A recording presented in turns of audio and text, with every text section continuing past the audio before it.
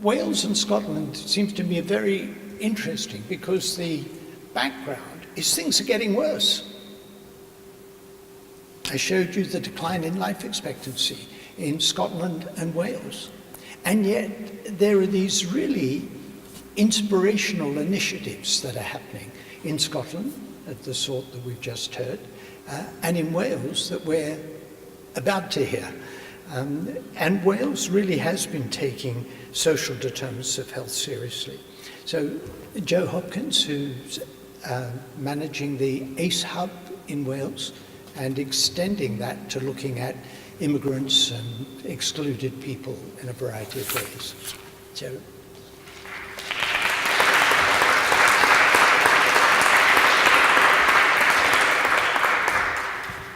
Thank you very much, Sir Michael, and it's a real privilege actually to be here. I heard you speak in Toronto, so I think there is it's really kind of shaped some of the thinking that I've put into my initial 4 months at the Hub in Wales. So I'm Jo Hopkins, 18 years in the Home Office before stepping into this arena, so just bear that in mind.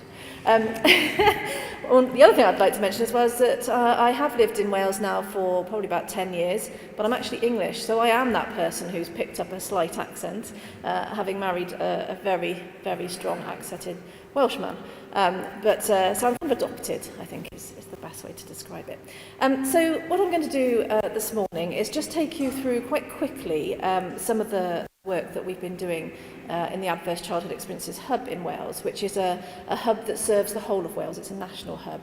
And just, give you some sort of flavour of what's been happening. But I also want to kind of just stop the slides there and just have a chat, if that's okay, around some of the things that I've discovered in the 4 months that I've been doing this work, around what our communities are already doing and what are the things that we can already learn about resilience, but perhaps we just haven't recognised them yet. So if that's all right, we will move on quickly, and it's very small up there, so I'm going to have to turn around a little bit. There are 5 goals that we've set ourselves in terms of the Adverse Experiences Hub. And I should say, the Hub is set up as a collaboration of organisations that felt that this was really something really important that they wanted to support. So it sits within Public Health Wales, but it is not actually a Public Health Wales body. These range of organisations called Cymru Wealth Wales put together a bit of funding, a bit of resources. It's kind of a different way of working. And as a career civil servant, I found that quite difficult to start with. Where's my structure? But it's a really kind of quite innovative way to kind of get things done and bring people together. But the 5 kind of goals of what the Hub really sets out to do are to spread information, to share that evidence, to develop knowledge and skills and learning, and in bold, drive change and system transformation. So I just kind of leave that there as the kind of the premise of what we do. We all know this one, don't we? We've seen this many times. In fact, most of us can do it, I think, with our eyes closed in Wales. But that's a good thing, because it gives us that platform from which to move forward, from which to have slightly different conversations, and to think about what is it that we all know. So I was at a concert, wasn't it a concert? Was it a conference? Might have been a concert. Where was I? On Tuesday. And one of the recurring themes of that conference, which was around health and social care, I heard it said about 3 times, I think, well, we all know what ACEs are, don't we? And it was just kind of left as that's what we know, so therefore, let's kind of move on the conversation. So you could take that 2 ways, couldn't you? You could say, oh, we all know what it is, so we don't need to bother anymore. Or, we all know what it is, but what are we going to do to make things change? Because we've known what this is. We may not have called it ACEs, but why are we still talking about it if it's something we've known about forever? So that is what I take as kind of the key thing that the Hub needs to really think about now, making that institutional change, making that difference. What is it that people are going to do to really have the outcome that we all want? So the focus, as we've been talking about, is around resilience and really thinking about what do we need to do to support the building of that. And the report that Professor Mark Bellis, who has done all of the research in Wales that really has helped us to quantify what it is that we're doing, the report from 2017 was really looking at resilience and mental health. So it gives us a really good starting point to think about this stuff. And we all know what are the factors now that help support building resilience. Things like being culturally connected, that always available adult, managing behaviours and emotions, and guiding destiny and overcoming that hardship. We know this stuff. This is why we're all in this room. We're kind of familiar with what it is we need to do. And I won't go through all the different factors on the slides there, but you are well versed in this. So what is it then that we need to think about? So in Wales, I just wanted to share with you a couple of examples of where we have really focused our efforts. And the first one is around the work with the police. So thinking again about how one of the kind of two things that Sir Michael asked us to think about and what Carol was saying around one of the kind of outcomes and one of the political drivers of being interested in adverse childhood experiences is actually to reduce crime. And to think about what is the most important thing that government's worried about, what is crime. So here is a small example of how we don't need to take on the world to do something good. So one of the things that we've identified, particularly in the way that the police have been operating for many, many years in Wales, is the production of the public protection notices, which seem to be kind of a generation thing. You know, the more you produce, the less they seem to get to the point of anything being done about it. So one of the things was, well, what is it that we're actually doing with these notices? Are we just saying that's the easiest way to manage this situation?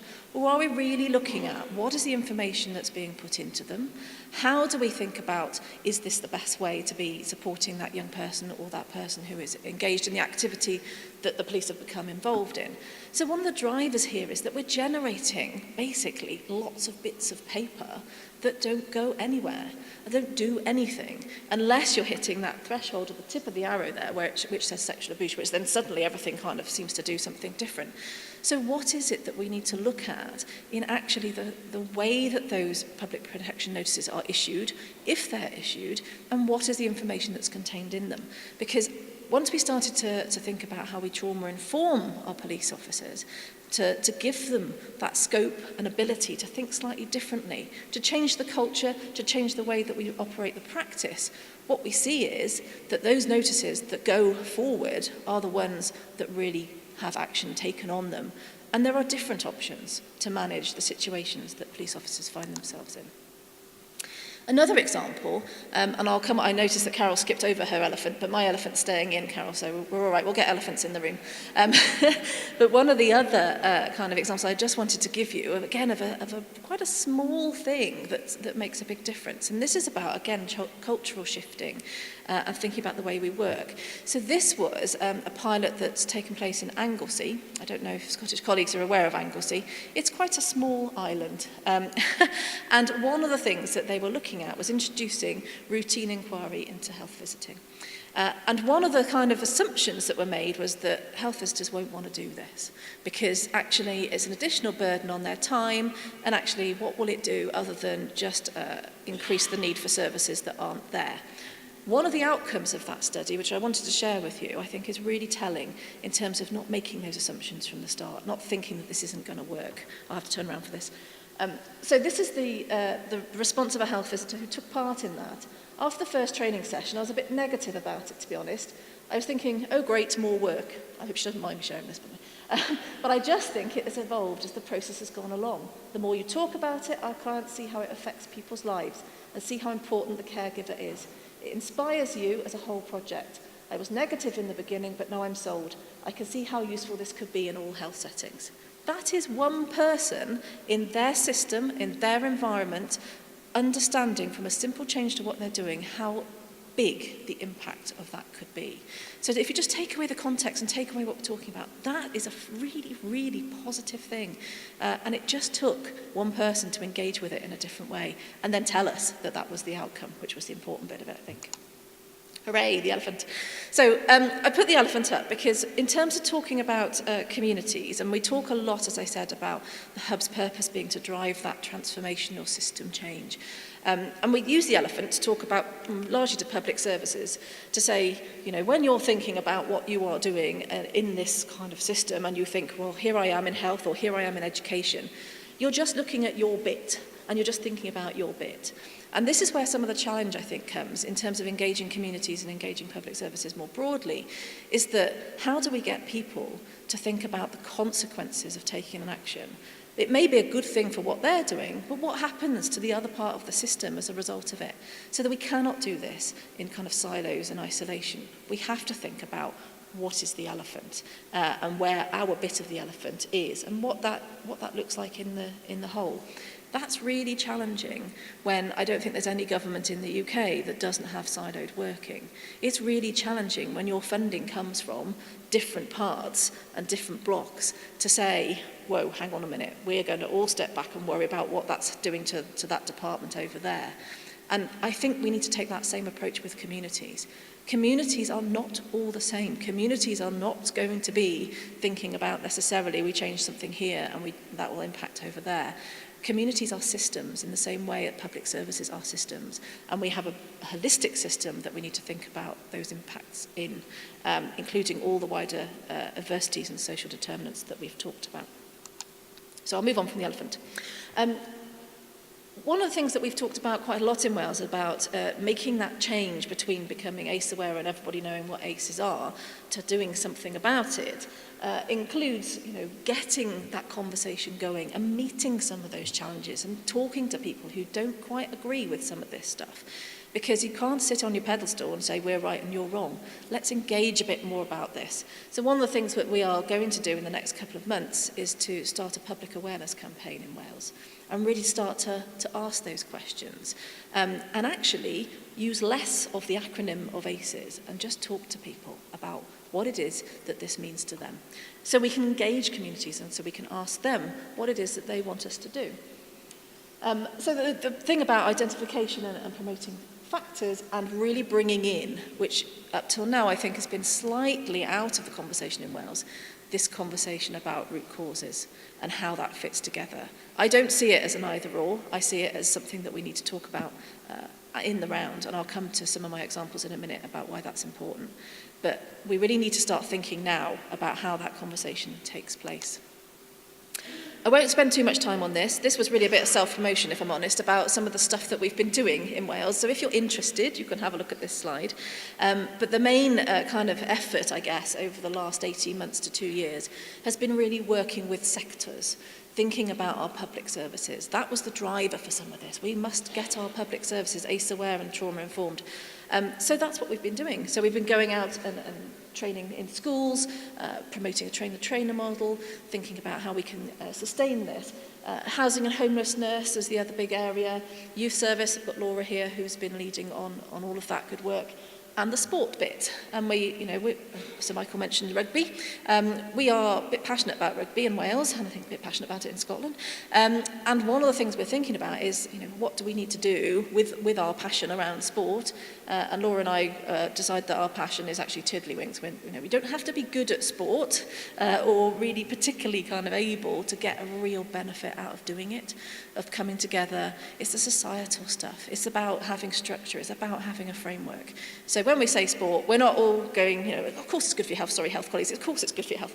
But actually there's more to it, isn't there, around mental well-being, feeling part of something, having that trusted adult, whatever that is. So conversations with sporting organisations, Welsh Rugby Union, to really see what we can do about that. But I mentioned that because we always laugh about sport because we are not the most sporty of the team. And one of the things as well in thinking about where we've been and where we're going is looking again at what are the tools and support structures that we can provide as a hub to organisations to do this for themselves. We are very small, we are not hugely resourced, but actually you can do big things with not much money, I've discovered. And one of the things that we're really keen about is that this isn't an imposition. We're not going to come and tell organisations, and again think about this in the community context, how to do stuff. We are not going to say, we are right and this is how we're going to do it in your organisation. We need that organisation to be part of the process, to co-produce. But we can provide some tools to help them do that. And that's a real focus of where we're going in the next year. And of course, some of the kind of social media, getting better on Twitter, still not. I wish they did a thing where you could correct what you put and there's typos and things. But anyway, but that kind of engagement, thinking about how young people talk to each other. I still feel like I'm the 40-year-old, my dad's going, hello. It's about trying to understand how we actually engage with people differently and using the platforms available to us. So those are the sorts of things that we're developing around this next year, building on those tools, building on that engagement, and creating a sustainable model so that this can carry on. And that's what I'm talking about in terms of sustainably trauma-informed. And I won't pick up all of these, but one of the key bits about this is for us getting that cross-government buy-in to this. This just can't sit in one area of government. It has to be the whole of government. We need to think about how we embed this in professional qualifications, how we make it part of what everybody does, but without it being that burden, that imposition, and people understanding the benefits of doing it. So I'll skip over that quickly. And I've talked about the step change, really going from ACE aware to doing something different about it. So this is the bit where I just wanted to kind of pause in terms of who we are and what we do, and talk a little bit about the community stuff. So this is everybody's business. This is something we use quite frequently, actually, to talk about anything in government that we want to engage on, and it's a mantra that we use. But I wanted to talk about a little bit about what I've been thinking in terms of diverse communities. So with this research, with everything else at a high level, what is it that we need to understand better to engage with those communities who will look at this and say, I'm not interested in that. That's going to do nothing for me. So my background, as I said, was in the Home Office, and one of the things I've been thinking about is around the experiences that people have outside of the UK before they arrive here, and how that impacts on them once they are here. And we talk about the wider adversity, we talk about poverty, we talk about discrimination, we talk about structural inequality. What does that mean if you have come to the UK on a migration journey and you're dealing with the 10 ACEs perhaps that we know about, but actually what about those other things? What about the impact of your lived experience, and how do we understand that better? So whereas we don't have a particularly large migrant population, but we don't have a particularly large population. And what this is saying is not shining a light on those communities and saying you're different and we need to think differently. It's about saying, how do we include their experiences? How do we include some thinking and knowledge and understanding about the resilience that they bring with them, not the fact that they might be termed as the most vulnerable in our society. So one of the things that Professor Mark Bellis is going to do, or is currently doing with his team, is just looking at what the research tells us about that wider experience of being having a migration journey, coming from conflict, coming from somewhere where you've made the decision to leave because of the poverty that you're in. And what does that mean for the resilience that you bring to the UK? So very much a strengths-based approach to doing it, but it's just, I think, an important aspect of this to think about who are we communicating with in our communities. I am a white English, middle-class, 40s woman. I am not the best person to do this. So how do we get into that conversation? And then I was thinking as well about, and we've heard this already mentioned today, about a couple of schools that I've been to visit. And I just wanted to share with you the experience of that, because this is the point I wanted to make about some of this stuff is already happening and has been happening for years and years and years, but that hasn't got the recognition of the good work that has been done. So 2 schools I wanted to mention. The first one, Pill Gwynthly in Newport, primary school, largely made up of, I think it's over 80% black and ethnic minority children. 28 different languages spoken in that school. It's not just, refugees and asylum seekers. There are people from the traveller community. There are people from a wide range of communities that have different experiences. And when I went to that school, they kind of didn't talk in the ACEs language. What they told me was just what they were doing. And how they had a whole ethos of, this isn't just about supporting the child, it's about supporting the whole family, having nurture units, thinking about them as individuals, but also how they can support the family to do what it needs to do. So the images that Sir Michael showed of bedrooms, this is what we're talking about. 2, 3 families living in one house, all sleeping in the same arrangements, and yet these children get to school. So how do we support that? How do we help them? And I thought that was a really inspiring kind of evidence base of what we can do really well. Why are we not talking about that more? The other school is in Ceredigion, which is a very rural part of Wales on the west coast. Lovely beaches, if you want to go there. And this is a school that has been working with a slightly more less diverse community, shall we say, but in an area that has really suffered from lack of investment and some of the other elements that come with that. But they don't see themselves as that. Teachers in that school have been there for 20-odd years, and the head teacher has been there for 17 years. That school has about 30, I think it's 39, it's certainly over 30% children with additional learning needs. The kind of children's backgrounds is described as chaotic. We're familiar with that term. We all know what we're talking about here. But in 17 years, that school has not had an exclusion at all. It has taken children that have been excluded from other schools and said, come here, we can help you. When no one else can help you, we can help you. They weren't particularly, a bit worried, obviously, because there's a bit of an issue around the Estyn inspections, and that's the Welsh school inspections. But, you know, their ethos was, well, that's okay, because these kids are getting the best start in life, and we are committed to doing that. And I really hope that they are recognised in the next round of inspections for the work that they've done. Because now we're all focusing on school exclusions. Why not look at why they haven't had any in 17 years? So, anyway, I shall end on that note. Thank you very much. And I hope that gives you a little bit of a flavour about what we're doing in Wales. And just to finish, my whole kind of think around this is we need to understand that context more and not be the imposition. Work with communities, engage with communities, and let's co-produce what it is that we're going to do about it. Thank you very much.